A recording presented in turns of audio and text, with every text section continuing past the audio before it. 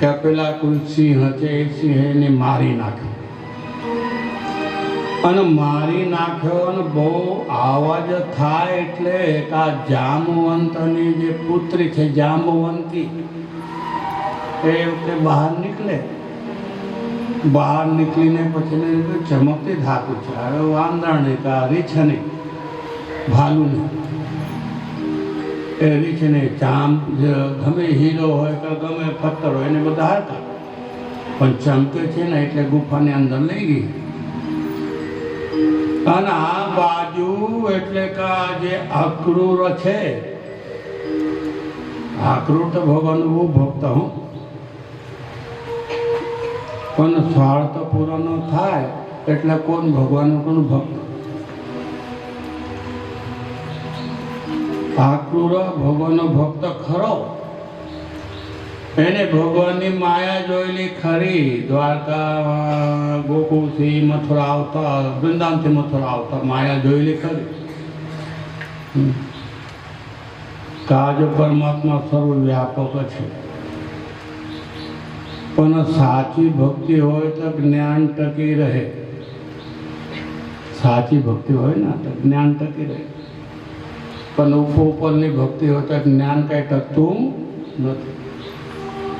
જે વિદુર એમ એટલે કે પેલા ભગવાનને પરચો આપે કે હું જલમાં છું, સ્થળમાં છું, બધી જગ્યા છે, કોઈ જગ્યા મારાથી ખાલી નથી. અને એ વખતે તેને બહુ ભક્તિ થાય કે હે ભગવાન તમે તો પરબ્રહ્મ છો, તમારા જેવા આ જગતમાં કોઈ છે જ નહીં, એને એમ થાય, સ્તુતિ કરે. પણ આ બાજુ એનો સ્વાર્થ સાધાનો નથી, એટલે કે ભગવાન પર શું કરે કે આળ ચડાવે. કાજે કેમ કે એક વખત ભગવાન કૃષ્ણ કહ્યું કે હે સત્રજીત, કે મને આપણે શું કરવાનું છે, આપણે તો બે રોટલા જોઈએ, હા એ તો મળે છે, તો આ મને તું રાજાને આપી દે. આજે આપણા રાજા છે અગત્ય, કેમ કે એને પ્રજાની સેવા કરવાની હોય, રોડ બનાવવાના હોય, દવાખાના બનાવવાના હોય, તળાવ ખોદવાના હોય, ડેમ બાંધવાના હોય, પછી અન્નના કોઠાર ભરવાના હોય, એટલે કઈને આપી દે. પણ સત્રજીત ના પડે, ના આપે. અને આવી રીતે પ્રસતને મારી નાખે ને આખું કંઈક આ મની આ કૃષ્ણે ચોર્યો છે. કલંક સૌ પર લાગે, ભગવાન પર તો કલંક લાગે.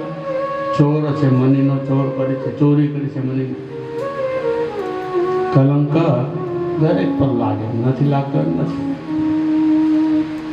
અને જ્યારે એમ કહ્યું એટલે બલરામ ભગવાન કૃષ્ણને કહેતા તે મની લીધો છે આપી દે. પણ કૃષ્ણ કહેતા મેં લીધો જ નથી, આ મની મારે શું કરો છો, મની મારા પાસે તો સાક્ષાત લક્ષ્મી છે, તો મારે મનીને કરવાનું શું છે. જ્યાં લક્ષ્મી હોય ત્યાં પછી આ કાચના ટુકડા ભેગા કરીને કરવાનું શું છે. મને જે વખતે જોઈએ એટલું ધનની પ્રાપ્તિ થાય, વૈભવની પ્રાપ્તિ થાય, મારે કરવાનું શું છે, મારે કંઈ કરવાનું નથી. પણ બલરામ પણ કે ના, આ તારું જ કામ છે.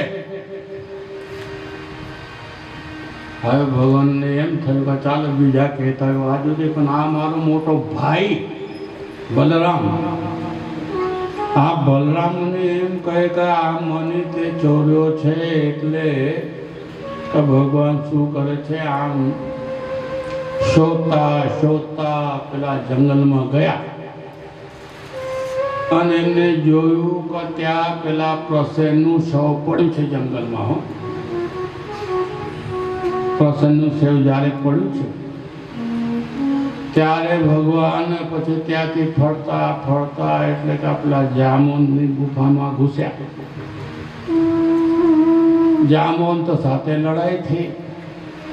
જામવંત પેલો મની એટલે ભગવાનને આપ્યો, અને ભગવાને મની લઈને એટલે કે પછી બલરામને આપ્યો કે આ રહ્યો મની, મને આ જામવંતની ગુફામાં મળ્યો. અને જામવંતની જે કન્યા હતી બહુ સુંદર હતી, એનું નામ જામવંત. જામવંત કહે કે હે ભગવાન, હે કૃષ્ણ, પહેલા જન્મમાં તમે રામ હતા અને આ જન્મમાં તમે કોણ છો? કૃષ્ણ છો. હું બોલ્યો નથી. મને બહુ મોટો આયુષ્ય આપ્યું છે ભગવાન, એટલે રામ અવતારમાં હું હતો અને અત્યારે પણ હું છું. એટલે મારી એવી ઈચ્છા છે કે આ જે મારી કન્યા છે ને, આ મારી કન્યા તમે લઈ જાઓ, એના સાથે વિવાહ કરો. ને આવી રીતે પછી જામવંતે કાલને આદિને વિવાહ થાય ભગવાન સાથે, અને સુખથી રહેવા લાગ્યા. અને આવી રીતે કહેતા એક દિવસે નારદજી ભગવાનનો સંસાર જોવા આવે છે કે કેવું સંસાર ચાલે છે. એ પછી એ કથા પછી આપણે પછી જોઈશું. નયનભાઈ કરશે અને પછી રૂકમણી વિવાહ પણ નયનભાઈ કહેશે. આ બે કથા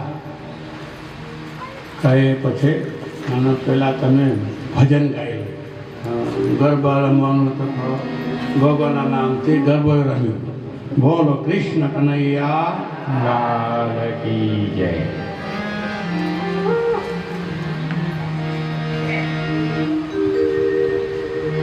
કહું રાજા રણ છોડની વાર્તા રે, વાર્તા રે, એ તો નાના હતા દીદી ગાયો જારતા રે.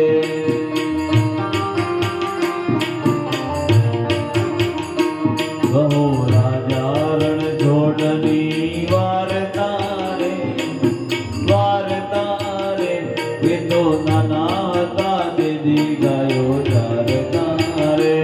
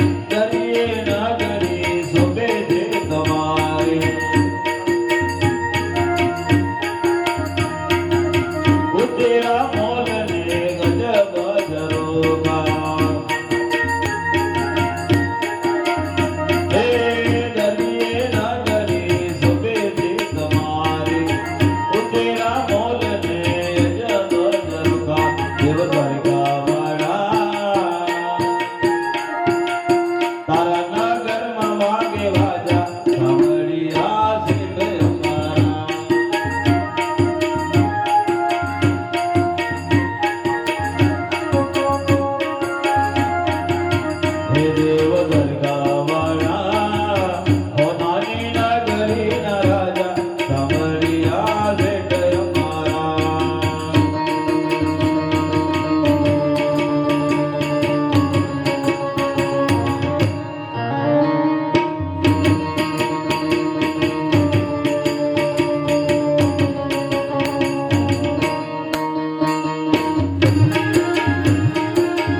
જય હો.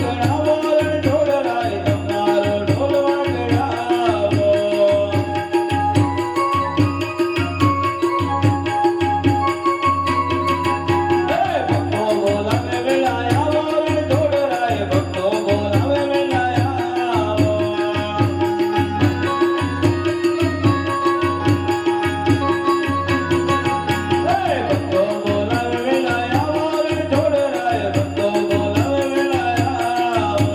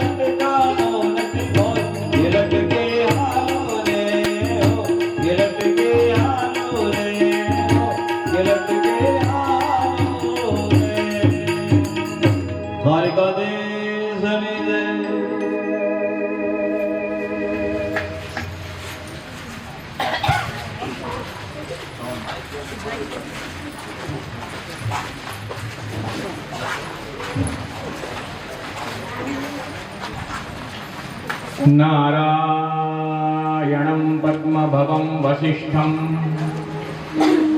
शक्तिं च तत्पुत्रपराशरं च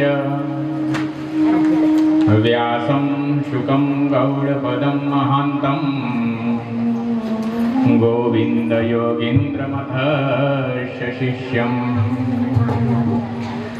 शङ्कराचार्यमतस्य पद्मपादं नस्तामलकं च शिष्यम् तं तोटकं वार्तिककारमन्यान्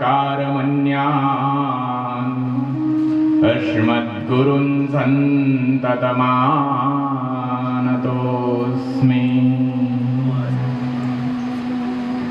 शङ्करो शङ्कराचार्यं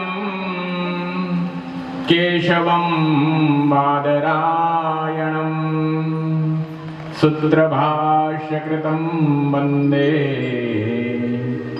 भगवन्तो पुनः पुनः। विनायकं गुरुं भानु ब्रह्मा विष्णु महेश्वरान् सरस्वती प्रणम्यादो सर्वकार्यार्थसिद्धये। कृष्ण कन्हैया लाल की जय, सद्गुरु देव की जय, भागवत भगवान की जय। ભગવાનનું વાંગમય સ્વરૂપ શ્રીમદ ભાગવતની કથા આપણે સૌ પૂજ્ય ગુરુદેવના મુખારવિંદથી શ્રવણ કરી રહ્યા છીએ. ભગવાનનું સ્વરૂપ અચિંત્ય છે, અકલ્પનીય છે. એનું વર્ણન કેવી રીતે કરવું? આપણા શાસ્ત્રોમાં ઋષિઓએ અનેક રીતે એમના દર્શન કર્યા. ભગવાનના અનેક રૂપો અને એમાંથી જે પ્રમાણે જે ઋષિને જે રીતે દર્શન થયા એ રીતે એમને એમની સ્તુતિ કરી. આપણે અલગ અલગ સ્તુતિઓથી અલગ અલગ શ્લોકોથી આ ભગવાનના દર્શન કરીએ છીએ, એમના રૂપનું ચિંતન કરીએ છીએ. શાંતાકારમ ભુજગશયનમ પદ્મનાભમ સુરેશમ વિશ્વાધારમ ગગનસદૃશમ મેઘવર્ણમ શુભાંગમ લક્ષ્મીકાંતમ કમલનયનમ યોગીવિદ્યાનગમ્યમ વંદે વિષ્ણું ભવભયહરં સર્વલોકૈકનાથમ. ભગવાન નારાયણ સ્વરૂપે જ્યારે આપણે એમનું ચિંતન કરીએ ત્યારે આ શ્લોક આપણે બોલતા હોઈએ છીએ. ભગવાન નારાયણનું સ્વરૂપ કેવું? પહેલા તો આપણે એ સમજીએ કે ભગવાનનું નામ નારાયણ કેમ. પૂજ્ય ગુરુદેવે બીજા દિવસની કથામાં કહ્યું હતું, ભગવાન ક્ષીરસાગરમાં શયન કરનાર છે. એ ક્ષીરસાગર એટલે ભગવાન એ મીઠા મધુર જળમાં રહેવા વાળા.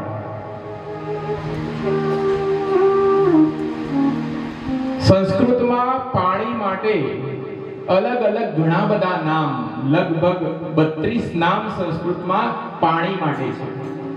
કોઈ કે જળ, કોઈ કે નીર, કોઈ કે વાળી. એ રીતે એક શબ્દ બીજો છે નાર, જે પાણી માટે પ્રયોજાય. અને નાર નામના પાણીમાં ભગવાન રહે. નારે શયનમ યશ સહ નારાયણ. ભગવાન એક ક્ષીરસાગરમાં નાર નામના પાણીમાં પોતાની પત્ની સાથે, લક્ષ્મી સાથે, શેષનાગની સૈયા સાથે શયન કરે. એટલે એમનું નામ છે નારાયણ.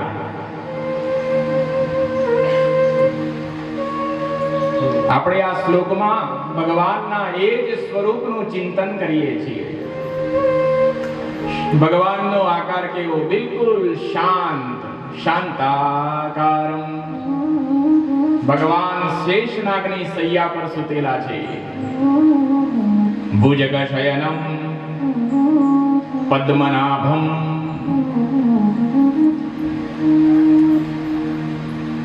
એમના નાભિકર્મમાંથી કમળ ઉત્પન્ન થઈ અને કમળમાં જ ભગવાન બ્રહ્માજીનું ઉત્પત્તિ થઈ. પદ્મનાભમ સુરેશમ વિશ્વાધારમ. આ ભગવદ તત્વ એ વિશ્વનો આધાર છે.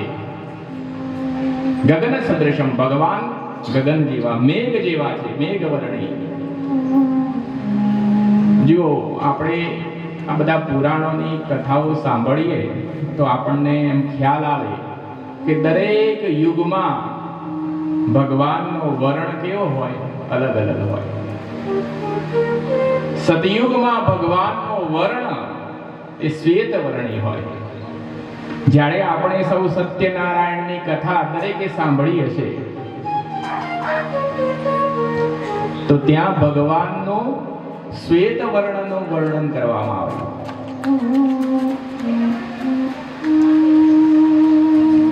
શુક્લ વર્ણમ ચતુર્ભુજમ એવું કહેવામાં આવ્યું.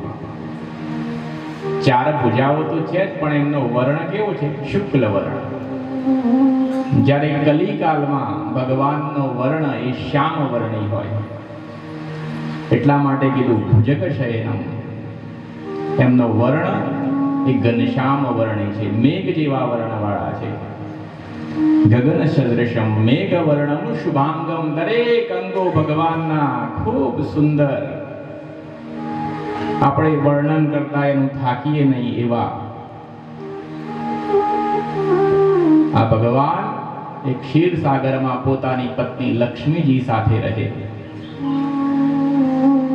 નારાયણ વગર લક્ષ્મીની કલ્પના નથી અને લક્ષ્મી વગર નારાયણની કલ્પના નથી. આપણા શાસ્ત્રોમાં કીધું, વાગર્થાવિવ સંપૃક્તો વાગર્થ બલિપત્તયે જગતઃ પિતરો વંદે પાર્વતી પરમેશ્વરો. શિવ અને શક્તિ, જગદીશ અને જગદીશ્વરી એ ક્યારે ભિન્ન ન હોઈ શકે, એ એક જ છે. પણ વ્યવહાર ભેદે આપણને અલગ અલગ લાગે. જેમ વાણી અને અર્થ એ અલગ નથી, એ રીતે આ ભગવાન પોતાની શક્તિથી અલગ નથી. અને ભગવાનની અનિત્ય શક્તિ છે. એ માત્ર એક જ નિમિષમાં આ સંપૂર્ણ બ્રહ્માંડનો લય કરવા વાળા છે. એક નિમેષ માત્ર. નિમેષ કોને કહેવાય? આંખનો એક પલકારો. આપણે આંખની જે પાંપણ કહીએ, એ આંખની પાંપણ આમ બંધ કરીએ અને ખોલીએ, એને કહેવાય નિમેષ.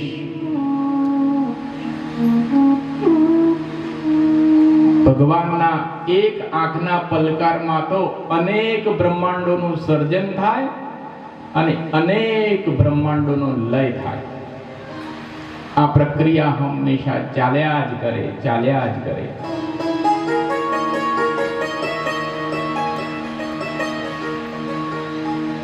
આ નિમેષની ગણતરી કેમ, થોડીક તમને વાત કરું. આપણે સૌથી નાનામાં નાનો એકમ ભણીએ ને ત્યારે સ્કૂલમાં જઈએ એટલે સૌથી નાનામાં નાનો એકમ કયો એ આપણને શીખવવામાં આવે. આપણે પૂછીએ એટલે કે છે નાનામાં નાનો એકમ, તો કે છે અણુ. અણુથી કઈ નાનું ખરું? તો કે છે પરમાણુ. પરમાણુથી નાનું કઈ નહીં. નાનામાં નાના એક પાર્ટિકલ ની હદ આવી જાય ત્યાં, કારણ કે આગળ પરમ શબ્દ લાગ્યો. પરમથી આગળ વિશેષ કઈ હોય જ ના શકે. એટલા માટે પરમ શબ્દનું ખૂબ મહત્વ છે. જ્યાં ત્યાં પરમ શબ્દ લગાવાય નહીં. આ વાત ઉપરથી તમે સમજશો કે પરમ કોની આગળ લગાવાય.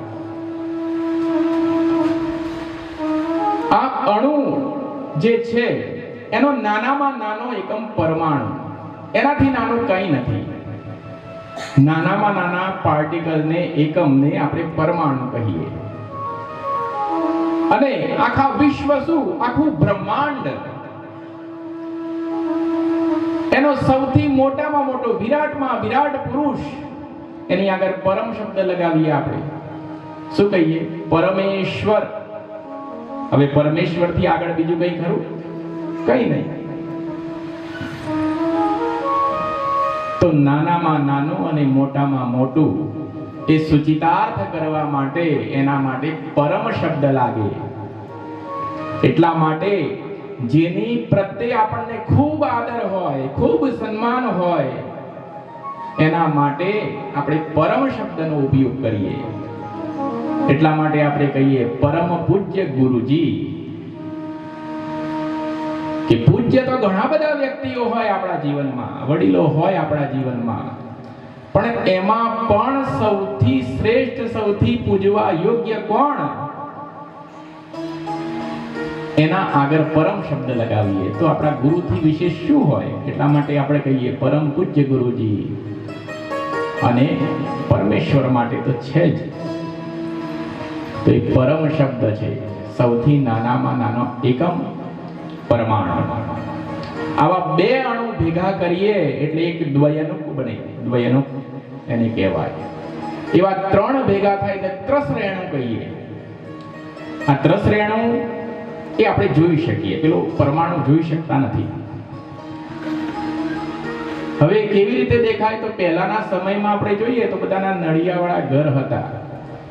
એ નળિયાવાળા ઘરમાંથી એ સૂર્યના કિરણની એક શેર આપણા ઘરમાં પડે અને એ ઘરમાં પડે એટલે એમાં નાના નાના બિલકુલ નાના રજગણો આપણને ઉડતા દેખાય. કદાચ તમે બધાએ જોયેલા હશે.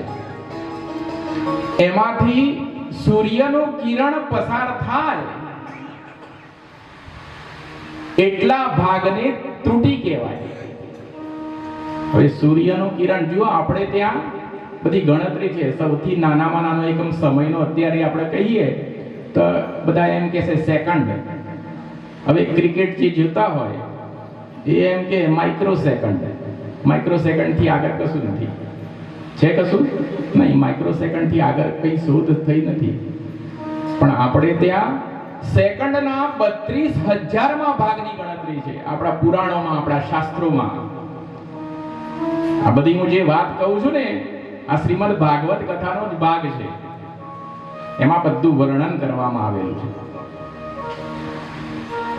તો એ 32,000માં ભાગની ગણતરી ત્રુટિ રીત્ય વિધીયતે, એને ત્રુટિ કહેવાય. એટલા માટે આપણે વ્યવહારમાં બોલતા હોઈએ છીએ ને, કામ સારી રીતે કરજો, કંઈ ત્રુટિ ના રહી જાય, કંઈ ખામી ના રહી જાય, કંઈ ખોટ ના રહી જાય, તો એને કહેવાય ત્રુટિ. એવી 10 ત્રુટિ ભેગી કરીએ એટલે એક પ્રાણ થાય. એવા આપણે 3 પ્રાણ ભેગા, 10 પ્રાણ ભેગા કરીએ એટલે એક વેદ થાય. 3 વેદ ભેગા કરીએ એટલે એક લવ થાય. અને 3 લવ ભેગા કરીએ એટલે એક નિમેષ થાય. હવે આ નિમેષ એટલે મેં કીધું એ પ્રમાણે આંખને ખોલીને બંધ કરવાનો સમય, એ નિમેષ. પણ એ તો આપણા માટે છે, ભગવાન માટે નહીં. આપણે આંખ ખોલીને બંધ કરીએ એને નિમેષ કહીએ આપણે. પણ ભગવાનની નિમેષ કેટલી છે એ તરફ હું તમને લઈ જાઉં છું. હવે આવા 3 નિમેષ ભેગા કરીએ, 3 વખત આંખ બંધ કરીને આપણે ખોલીએ તો એને એક ક્ષણ કહેવાય.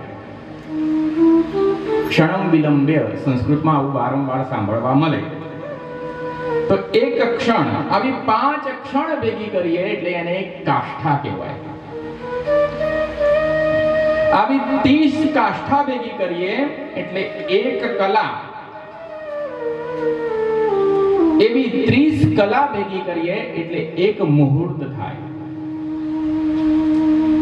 આપણે બ્રાહ્મણની પાસે જઈએ અને પૂછીએ કે હે ભૂદેવ, હે શાસ્ત્રીજી, અમને શ્રેષ્ઠ મુહૂર્ત કાઢી આપો. તો પહેલા તો દિવસ નક્કી કરીએ. દિવસમાં પણ શ્રેષ્ઠ મુહૂર્તની પસંદગી કરીએ તો એ મુહૂર્ત એ આ રીતે નીકળતું હોય. આવા 30 મુહૂર્ત થાય એટલે એક દિવસ અને રાત થાય. આવા 15 દિવસ અને રાત થાય એટલે એક પક્ષ કહેવાય.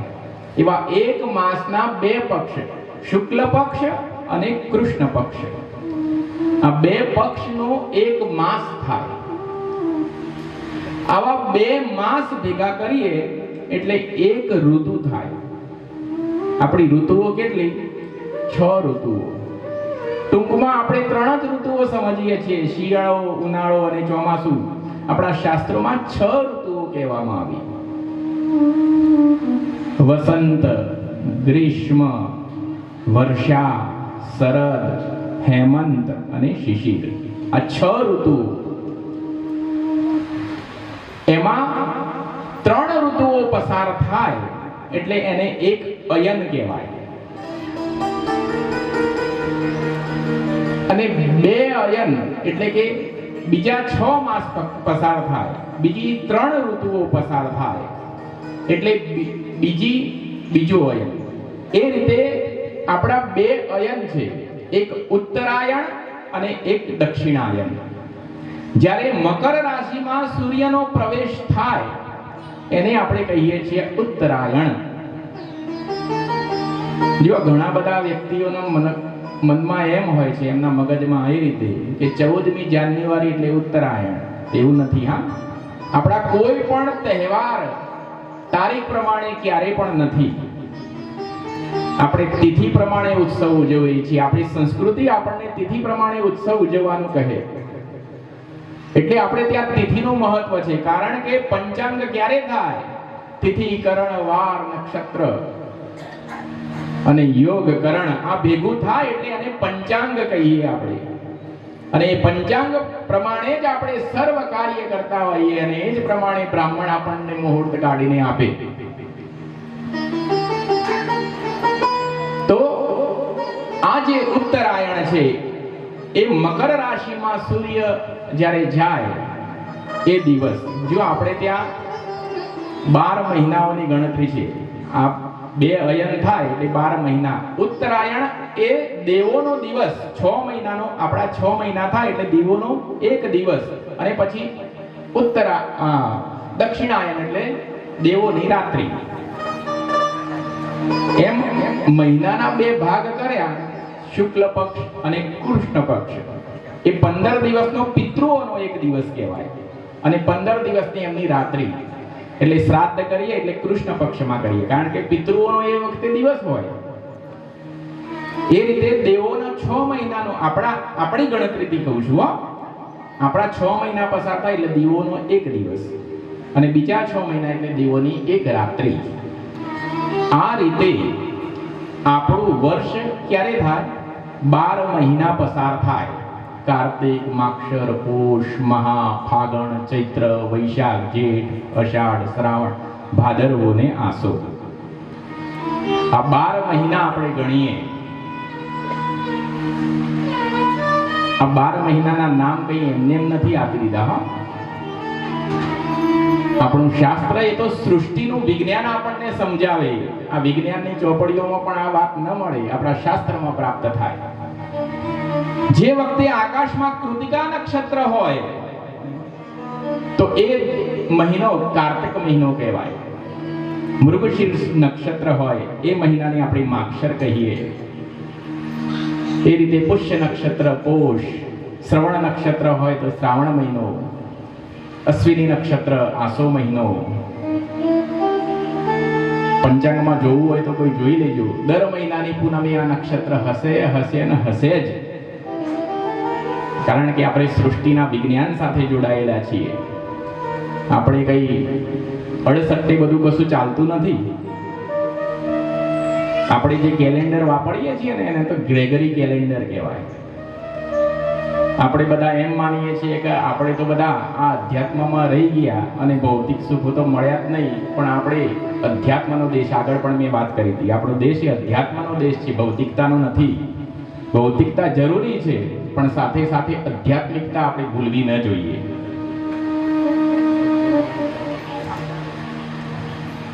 તો એ રીતે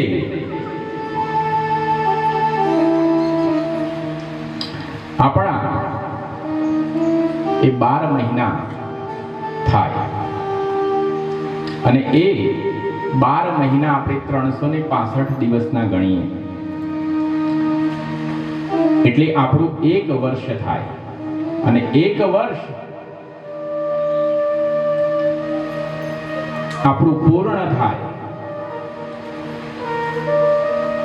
એવા 4,32,000 વર્ષ પસાર થાય એટલે એક યુગ કહેવાય. અત્યારે આપણે એમ કહીએ છીએ ને કે કલિયુગ ચાલે છે, તો કલિયુગનું આયુષ્ય કેટલું? 4,32,000 વર્ષ. ભગવાન શ્રી કૃષ્ણ પોતાના ધામમાં ગયા એ દિવસે કલીનું આગમન થયું. આપણે ભાગવત પુરાણમાં એની કથા કરી. તો 4,32,000 નો યુગ, એમાંથી ભગવાન જ્યારે ધરતી પર હતા અને એ સ્વધામ ગયા એ દિવસથી ગણતરી કલીની કરવામાં આવી. તો 5126 વર્ષ આ કળિયુગના અત્યારે ચાલે છે. હવે તમે ગણતરી કરી દો, 4,32,000 માંથી હજી તો લગભગ ગણીએ તો 5,000 વર્ષ પૂરા થયા અને આપણે એમ કહીએ છીએ ઘોળ કળિયુગ આવી ગયું. અરે કળિયુગ તો હજી બચ્યું છે નાનું. એના ગણતરી પ્રમાણે જોઈએ તો આને ડબલ કરીએ, 4,32,000 ના ડબલ 8,64,000, એનો એક દ્વાપર થાય. એના 3 ગણા કરીએ, 12,96,000 એટલે એક ત્રેતા થાય.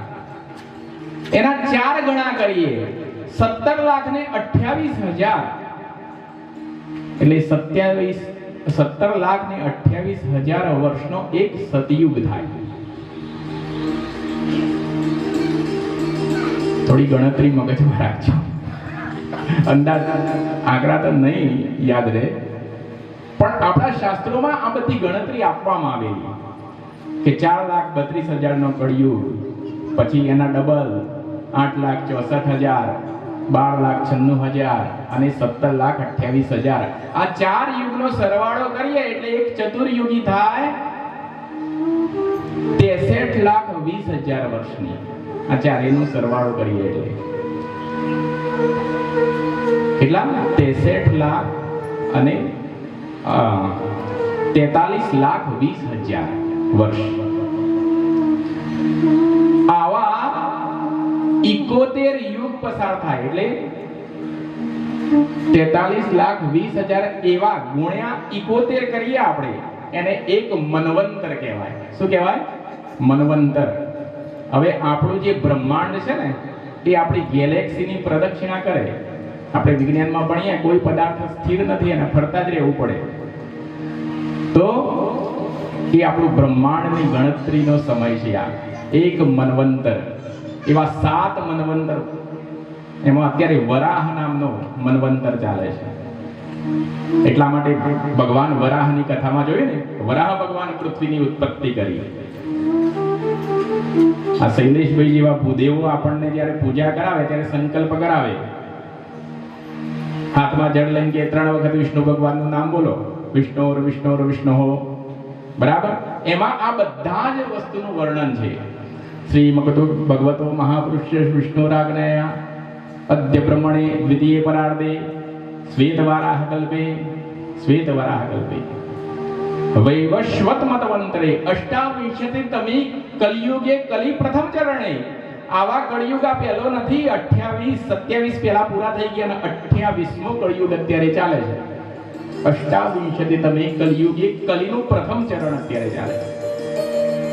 એમાં ભારત દેશમાં, ભારત વર્ષમાં, આર્યવર્તમાં ભગવાન હું તમારી પૂજા કરવા માટે બેઠો છું, આ બધું સરનામું આપણે એક જ મિનિટમાં બોલી જઈએ છીએ. એક જ મિનિટમાં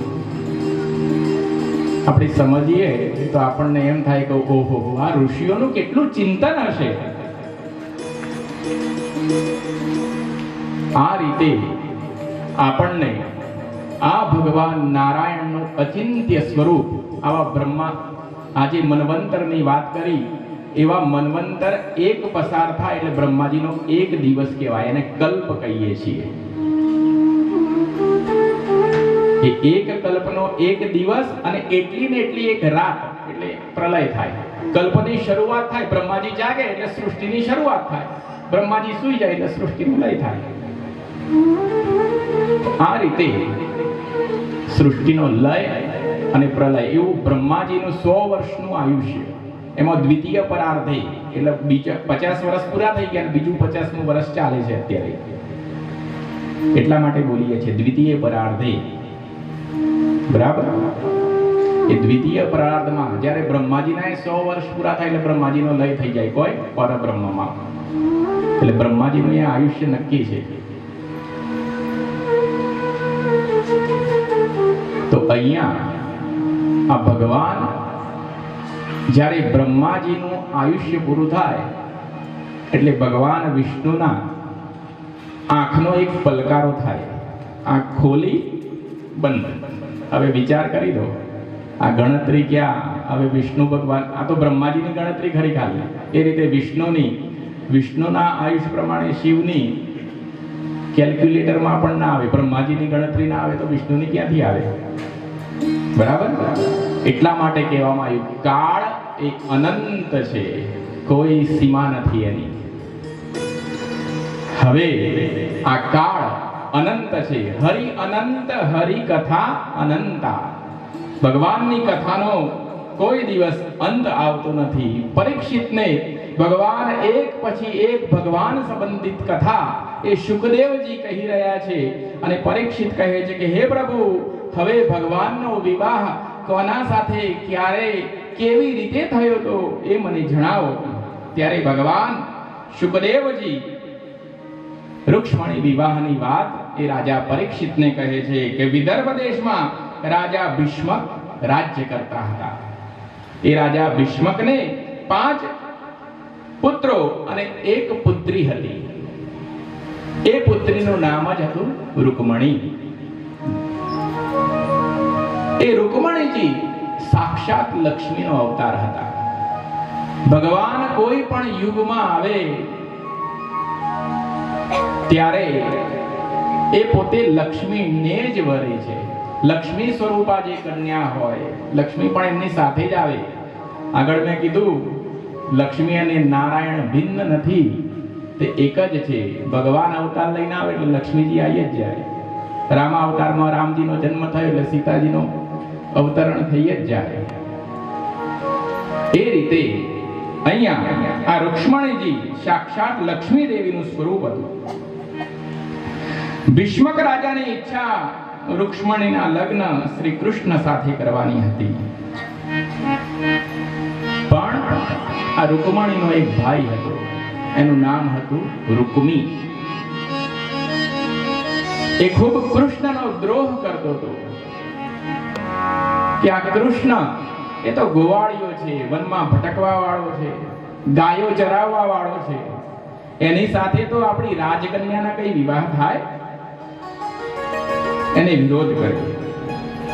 આ રૂકમણી તો મનથી જ પ્રભુને વરી ચૂક્યા હતા, એટલે એમને એક યોજના બનાવી. સુદેવ નામના બ્રાહ્મણને બોલાવ્યો અને સુદેવ નામના બ્રાહ્મણ દ્વારા એ સંદેશો મોકલાવ્યો, અને સુંદર અક્ષરે એ સંદેશો ભગવાનને પ્રાપ્ત થાય. જો આ ચિઠ્ઠી લખવાની શરૂઆત જે છે ને, પહેલાના સમયમાં લખતા હતા ચિઠ્ઠી. જ્યારે કોઈની સગાઈ થાય એટલે એ ચિઠ્ઠી લખે. આ ચિઠ્ઠીની શરૂઆત રૂક્ષ્મણીજીએ કરી. તો એ વખતે સુંદર અક્ષરે ભગવાનના સદગુણોનો અને છેલ્લા શ્લોકમાં ભગવાન પ્રત્યે શરણાગતિનું વર્ણન કર્યું, અને એમાં લખ્યું હતું કે મારો વિવાહ થવાનો છે, અને વિવાહના થવાના સમયે હું આગળના દિવસે માતાજીના મંદિરમાં પૂજા કરવા માટે જઈશ. કેમ કે અમારા કુળની પરંપરા એવી છે કે માતાજીના મંદિરમાં અમે પૂજા કરવા માટે જઈએ, એમના દર્શન કરીએ, એમની પૂજા કરીએ, પછી જ બીજા દિવસે વિવાહ થાય. એ દિવસે હું પાર્વતીજીના દર્શન કરવા જઈશ. ત્યારે હે પ્રભુ, તમે એ મંદિરમાં આવજો અને મારું હરણ કરજો. આ સુદેવ નામનો બ્રાહ્મણ આ સંદેશો લઈ જાય અને ભગવાન શ્રી કૃષ્ણને આપે છે. ભગવાન શ્રી કૃષ્ણને કહે છે, આ બ્રાહ્મણને કહે છે કે હે બ્રાહ્મણ, મારી પણ ખૂબ ઈચ્છા છે કે રૂક્ષ્મણીજીને હું વરું. આખી વાત ભગવાનને સમજાઈ જાય છે, અને આ રૂક્ષ્મણીજી જ્યારે વિવાહ નક્કી થયો ત્યારે માતા પાર્વતીજીને આ દર્શન કરવા ગયા. એ જ વખતે ભગવાન એ સુંદર રથ લઈને આવે, અને એ રથ લઈને આવે અને રૂક્ષ્મણીજી એ રથમાં બેસી જાય, અને ભગવાન એમને લઈને સીધા વ્રજમાં ચાલ્યા જાય.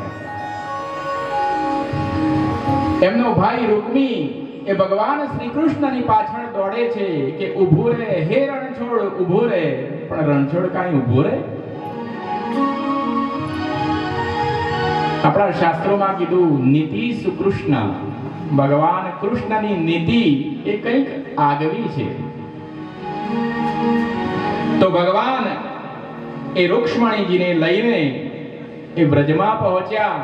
ત્યાં નંદ બાબા યશોદાજી સાથે મળીને એ વિધિપૂર્વક ભગવાન એ રૂક્ષ્મણીજીની સાથે વિવાહ કરે છે અને વિવાહનો ઉત્સવ ઉજવવામાં આવે છે. બોલો કૃષ્ણ કનૈયા લાલ કી જય. હવે રૂકમીથી બહેનનું જે અપહરણ થયું એ સહન થતું નથી. એ પોતે એક અક્ષરોહિણી સેના લઈને ભગવાન શ્રી કૃષ્ણની પાછળ પડ્યો, પણ એનું કંઈ ઉપજતું નથી. અંતે તો ભગવાનના લગ્ન એ રૂકમણી સાથે થાય છે. આપણે 2 મિનિટ ભગવાન નામનું સંકીર્તન કરીએ, પછી ભગવાનના જે રૂકમણી સાથે વિવાહ થયો એ વિવાહ આપણે એ પ્રસંગની ઉજવણી કરીએ. શ્રીમન નારાયણ નારાયણ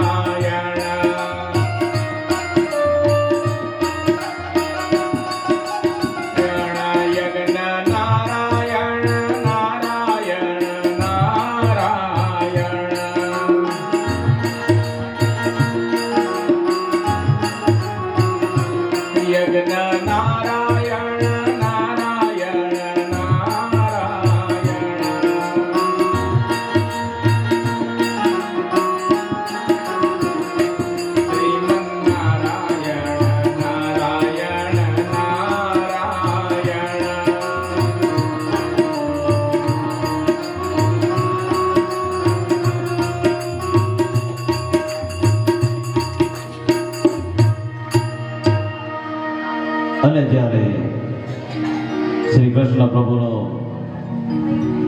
લગ્ન થવાનો હોય ત્યારે બેઠા બેઠા આપણે બધા લગ્નમાં પહોંચી જઈએ ત્યારે વન રાતે વનમાં નીડોળ જાજા, વન રાતે વનમાં નીડોળ જાજા, નીડોળ પરણે લાડવા બાળકવારા, નીડોળ પરણે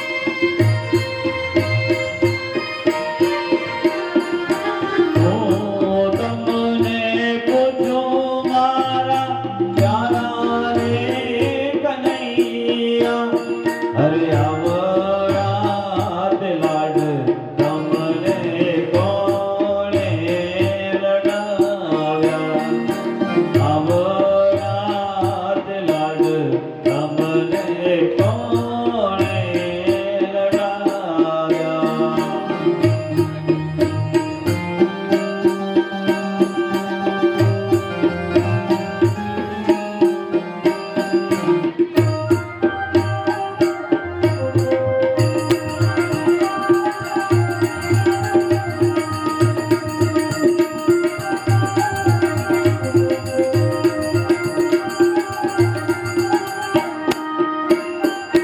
માતા યશોદા પિતા રે નંદલાલા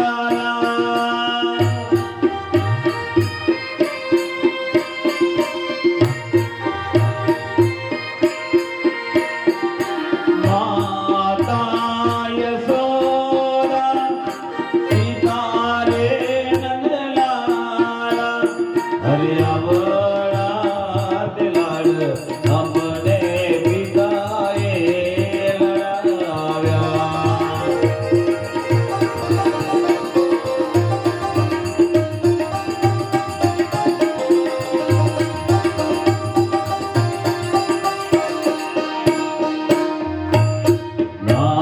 નાણાવટી રે સાજન બેઠો માંડવે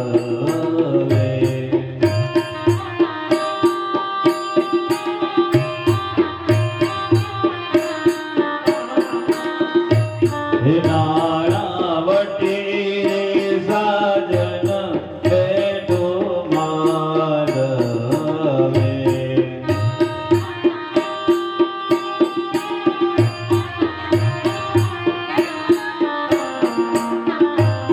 દેવી કરી સભાના રાજા એવા વર કન્યાના દાદા નાણાવટી રે સાજન બેઠો માંડવે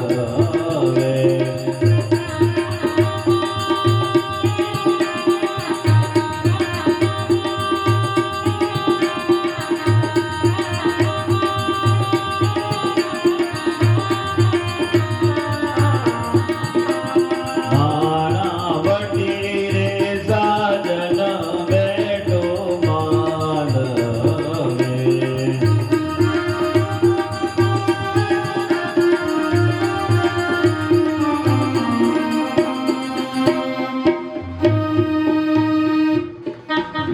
હલો હલો હલો જિંદગીમાં એક રમત રમાઈ ગઈ જિંદગીમાં એક રમત રમાઈ ગઈ રાધાની રાહમાં મારી રૂકમણી ખોવાઈ ગઈ તો આવો આપણે સૌ માણીએ રૂકમણી વિવાહ આપણા આંગણે